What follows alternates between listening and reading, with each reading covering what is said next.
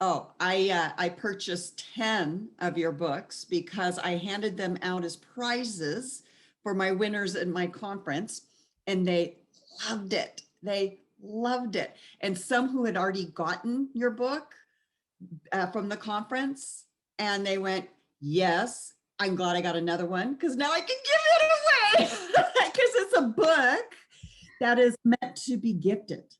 And it's some books you read and you send on, and there's some books that you read, highlight, put the corners down, and you buy it because you have to gift the wisdom to a friend. That's kind of the important things that you've done in this book. And your book was like a flashlight on the roadway of my life map. And the fact that I see how even this book, and you're writing it, has launched you to the next things that you're doing and growing, and how you're helping people right now. This world needs what you have to offer. This world is crying and begging for what you have to offer. And this book does not go back on my bookshelf. It goes on my blanket box in my bedroom when I want those quiet moments to review. And especially now that this is the end of one year and getting into another year, a lot of us do what we call CEO days. And that CEO retreat day is just for us, is to look at what we accomplished in that year. We look at things that didn't quite work out the way we wanted to. We put our new word for the year. We relook at our core values, so that kind of gives us a direction. And then we plan, do review. We make our goals for at least the next 90 days and on of things that we want to accomplish. We have our brand new planners. I'm a paper planner gal as well as my phone. And we start working in that. Other thing I loved about this book, the women I have gifted this book for, number one, just the cover of the heart just resonated with them, and moments of the heart, because women lead from the heart, and so do a lot of men. So I'm not saying this is just for women, but I'm telling you, men have enjoyed this, and I get to share sometimes with my husband when we talk about things. But the little nuggets that you have, when one of my very favorite that you have in here is and especially now because people feel, oh, 2020, the struggles, the mistakes, the things that I have done wrong. You said, if this is about being the unsinkable, that I had you speak at our conference that women just raved about. And you talked about that when we measure our actions and missteps and commit ourselves to a more righteous path. And you talked about Moses and how he climbed back up in a moment when he felt most defeated. In 2020, a lot of people felt defeated. And it's little golden nuggets like this. And the next thing you say is, he did not give up. He did not give up. Just that kind of thing, that you have to fill your planner with little words like this. And I learned from a conference where John Maxwell was teaching. He's a prolific writer. And I have learned that when you get golden nuggets from books, you have a place, a card that you keep it in. It will be the topic, and you say what book, what page number.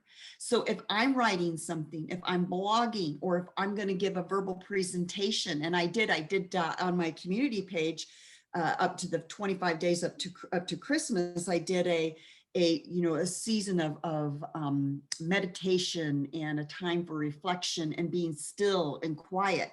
And the Psalms are full of being still and quiet, and they're just wonderful reminders.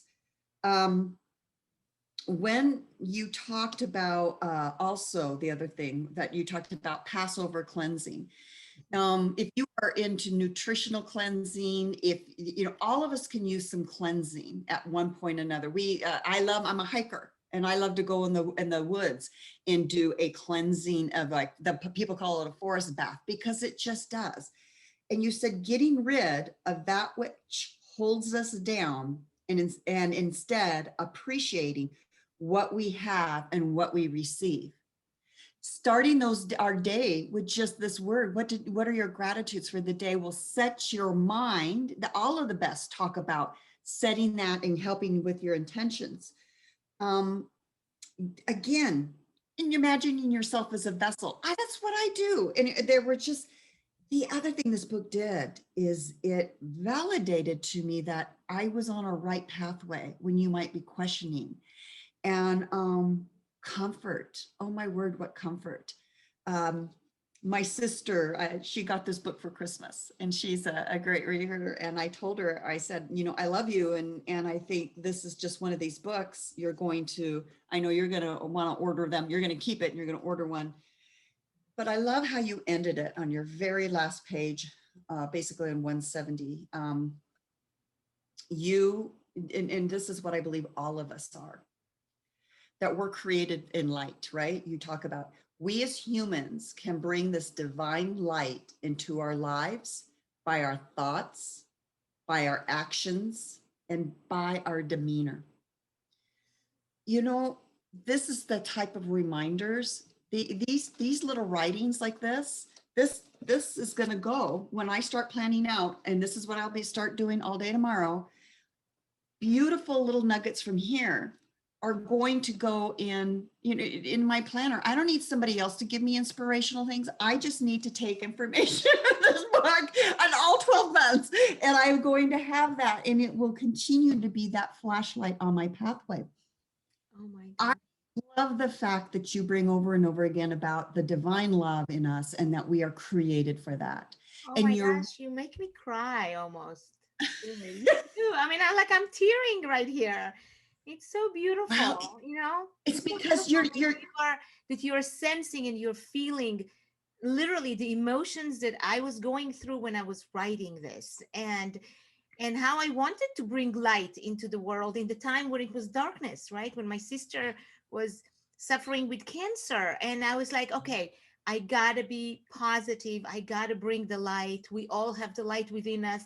Let us shine. And it's funny that you mentioned this because a recent post over the last week, I talked about how the idea of positive intelligence brought light to me, and not a small light, but rather a projector. And so here you are talking about the light, and I just think it's just beautiful. And it's not coincidence, as as I talk about in my book, right? There's never a coincidence. there's not. Always meant to be. And you are a product of your product. You are a product of your product, and that is your rich history.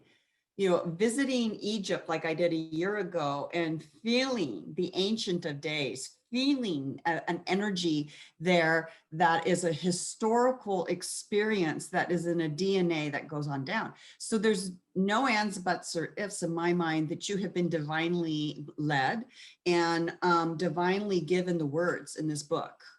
And you too made yourself a vessel. And so I thank you for saying yes to your divine. And I say thank you for putting these words to paper and putting them out there. This is a must-have book. I know a lot of people have books on their shelves that they keep and they refer back to, but I cannot stress enough, a must-have book to keep on your shelves and in special places. Earmark it, write in it, highlight it, do what you need to do, and let it become living in you to help you. And you're right. And it's led you to the positive intelligence. This is the healing. If we have divide in our country, this is the healing that you can do, because when we are more educated and encouraged and empowered, we become greater leaders to lift up all in love and in purpose. So, and leading from the moment of that heart, that relationship. So thank you.